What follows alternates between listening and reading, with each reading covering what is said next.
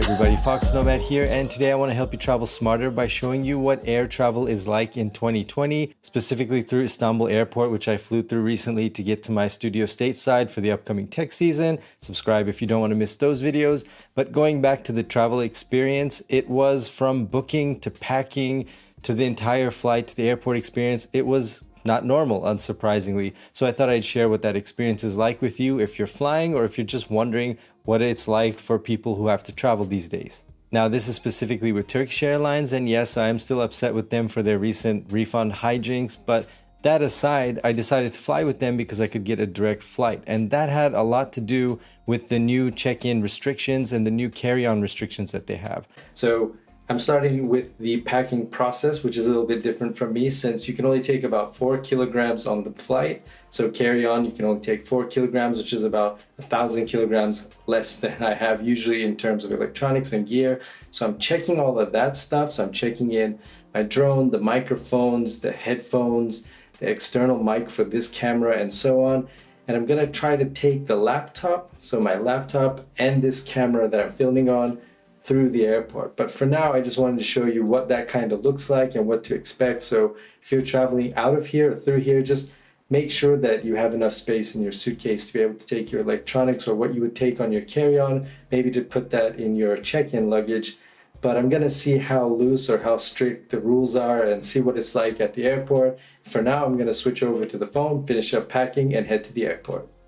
Now, checking in those extra electronics means that I had to leave behind some shoes and some clothes to make room for them in my suitcase. So if you're traveling to Turkey, when you're on the way out, that's something that you want to keep in mind. You want to make sure that your check-in bag has a little bit of extra space and it's not filled to capacity already with your stuff, so that you can check in your electronics too. So if you have to put some things from your carry-on, if it weighs too much or if they weigh your bag, then at least you have some extra space in that check-in bag to move things from your carry-on into your checked luggage. And that's something that's a little bit different about the flying experience these days. Now, when I actually got to the airport, it was pretty standard. You check in, everybody's wearing masks, and most of the staff are wearing those face shields that cover their face.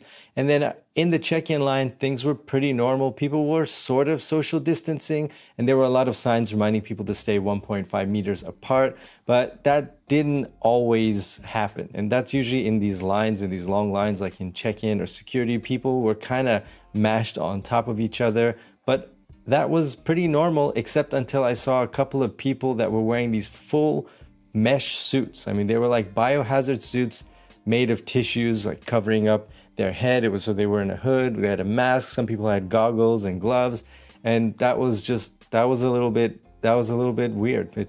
It caught my attention, made me remember, oh yeah, there's a pandemic going on. So that aside, one thing I did notice that there were a lot of security checks for your passport. So people were checking your passport when you got into the check-in line, then at the end of the check-in line, and they were just, I don't know what they were doing, but they were just looking something up in a computer and then marking everybody's passport in the back. And that happened before getting to security. So before even checking in, that happened 3 times. I'm not sure if that's COVID related, but it's something that was a little bit different. Now, when you get up to the check-in desk, there's a glass in front of you. So there's a plastic barrier between you and the check-in person. But what everybody was doing, because you can't really hear through that thick plastic, is everybody was just kind of hanging over to the side to be able to talk to the check-in counter. So you just give your passport to them and check in normally. I then put my checked-in luggage, which was overweight, but they're adding some extra baggage allowance because of the carry-on restrictions. But when she saw my carry-on bag, the check-in lady said, "Hey, do you have a laptop in there?" And I was like, "Yes." And she was like, "Oh, okay." And they didn't weigh it, which was a huge relief for me because my bag would have totally been overweight. And I also brought my tripod and my microphone stand on the flight as well, which was pretty nice to be able to take those with me and not check them in. So that was a bonus. And I'd say that was pretty much the case for everybody else. So I noticed people's carry-ons on the bag were pretty regular size. There wasn't anything too huge. Now, one thing that was interesting is there were signs that say when they check in your bag, so when they check in your luggage in Istanbul's airport, they actually spray them with disinfectant. So they disinfect your baggage when it goes through check-in. So before it gets loaded onto the flight, it's being disinfected, which was a nice touch, honestly. And there were a couple of things about this whole experience that were like, oh, those are nice additions to flying that should just always be there, pandemic or not.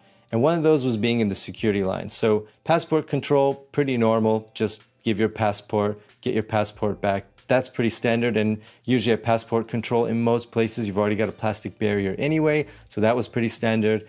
But what was really great, I'm almost hesitant to say that, but what was really nice about going through security is, one, there was actually social distancing enforced there. So you've got all this space. So, you know, when you go through an airport security, normally people are just like jammed on top of each other. And if you've got a lot of things to take out of your carry-on, like a laptop, a tablet, or whatever, then you're taking those out and you're rushed because you're grabbing trays and you're worried about your things falling out and you don't want to hold up the line. Well, that was pretty much eliminated because they were just taking people one at a time through security. So you've got this social distancing in place, and then they're taking people one at a time. And that was really nice. So that made going through security a lot easier. And one other thing that was just absolutely great is you give your things, you put them in a tray, it goes through the X-ray machine, you take your things out of the tray, you put them back in your carry-on as you normally do, and there's a guy waiting at the end of that line that's disinfecting and wiping down all of the trays. One by one, they go through the X-ray, you get your stuff back, and he's there disinfecting them. And that was the case in all the lines. Tray goes through, tray gets disinfected. Those trays were really clean, like surprisingly clean. And what I mean by that is, normally, when you look at a tray, one of those trays that you send through security, it's got all these scuff marks and it looks like this weathered gray. These trays were spotless, and that's something that should probably be kept after COVID times, because I'm guessing those trays were never disinfected before any of this was happening, and they were probably pretty gross. Like, we forget a lot of times there are other diseases and there are other germs other than COVID, and that's pretty nasty. Like, those trays should be clean. So I hope that sticks around after COVID. All right, so then after security, it was pretty much what you would expect in an airport, except the crowds were sort of crowded in one place, and then there were these huge areas of the airport that were totally empty.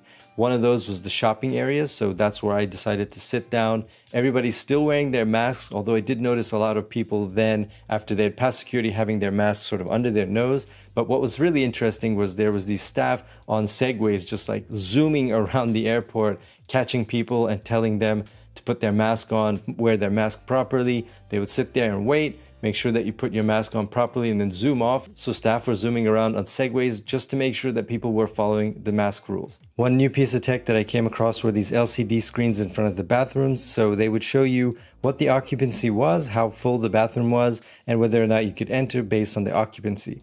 It did this all automatically, so I didn't see any sensors, so I don't know how it was picking up how many people were actually in the bathroom. But this is a pretty cool piece of tech that is pretty neat, that I could see being used in a lot of other applications. And it's just a really neat way to enforce social distancing and make sure that too many people aren't crowded in one place. There were these signs also on the floor reminding people to social distance in front of things like arrival and departure boards, and people were kind of doing that, but generally they were just sort of crowded around there. And the seating areas, which there aren't too many in the airport, people were kind of crowded around those as well. So it was, if you wanted to avoid the crowds and you wanted to avoid people, you could certainly do that. But if you were gonna try to find a popular place to sit, or you wanted to check the status of your flight, chances are you were probably gonna be crowded around people. Now, the domestic departures was pretty full. It was very busy. It was almost, I'd say, normal, if not more than normal for this time of the year. But the international area of the airport was pretty empty. It was about, I'd say, less than half full than it normally is. So you can still get some distance. And as far as the crowding goes, there are just a lot less people in the airport in general. And then getting to the gate, there were 3 other passport checks. Again, I don't know if that's COVID related. And when I got on the flight, it was totally full. It was just full of people. There's no space in between seats or no empty seats for social distancing or anything like that. It was pretty much full. Everybody was wearing their masks, and that was pretty fine. But one thing that was really cool that I'd also like to see stick around after COVID time was how often the bathrooms were cleaned. So the flight attendants would go around before the flight, and then during the flight at least once an hour, disinfect the entire door, go into the bathroom, disinfect everything, clean them. Those bathrooms were spotless. You know how you normally go to the bathroom on a plane and it's just gross to just be in there? It's just disgusting. You don't want to touch anything. You just want to get done and get out. These bathrooms weren't gross. Like, you didn't feel like you were just in a pit of germs. It was actually really nice. The floors were clean. The faucet handles were clean. It was just actually nice. And that should really be standard, because how often were they disinfecting those things before all this COVID time? One thing that did really suck though was the food. So they didn't have any beverage service at all. So they were handing out water bottles. But other than that, they had these food boxes, which were just kind of a juice box, a really kind of gross sandwich, to be honest, and that was it. And I think they did this to reduce the amount of time that the flight attendants were in the aisles so they could just quickly give the food and pick it up. And they also made an announcement for people to stagger when they would eat in their row, so have one person eat, then the other person eat, so that way everybody didn't have their masks off at the same time. But that didn't happen. Everybody was just, like they usually do in an airport. They get the food and they just took their mask off and were just scarfing it down. So that didn't go quite as well planned. Other than that, aside from the flight attendants, again, wiping things down throughout the flight, like the handles of the overhead bins, they were wiping those down. The aisle armrests, those were also being wiped down throughout the flight. Other than that, the landing and the rest of the journey was pretty much as you would expect normally at any time, pandemic or not. So overall, it was a lot more hassle flying in 2020 with COVID than it was before, but knowing what to expect makes it a lot easier. So knowing what the restrictions are for your carry-on and for your checked luggage makes it a lot easier. You're gonna have to wear a mask the entire time, but that's pretty easy. And there were a couple of things I noticed after this experience that I hope stick around after COVID. All the cleaning of the security trays, the distancing in security so that people can actually take their time. It didn't add that much more time. So if you just take people in every 5 or 10 seconds or whatever it is, the interval, then it makes it a lot easier for people to get through security. There's a lot less anxiety. Wearing a mask makes the air in the airplane not feel as dry. And so I noticed that it was kind of nice on my sinuses, for example. So wearing the mask helped there. I loved how the flight attendants were just cleaning everything. They were just cleaning those bathrooms, cleaning the armrests, cleaning the overhead bins.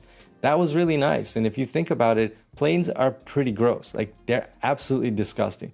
I did catch a few people still picking their nose on planes. I don't know why people feel the need to do that in public on an airplane. It's pretty gross. So overall, despite the hygiene improvements in a lot of areas of the airport and the airplane, flying is still a hassle, and I wouldn't recommend it to you unless you really have to fly. I would hold off because it's not going to be a pleasant experience, and it's never really been a truly pleasant experience, and this doesn't make it any better. So if you can hold off flying, I'd recommend that you just wait until things get a little bit normal. But if you are flying, these are some things that you can expect, and hopefully it makes it a little bit easier for you to travel. Let me know if you have any questions down in the comments below, and while you're down there, hit the like and subscribe buttons. I'll have new videos for you every week. Thanks for watching, and I'll see you in the next video.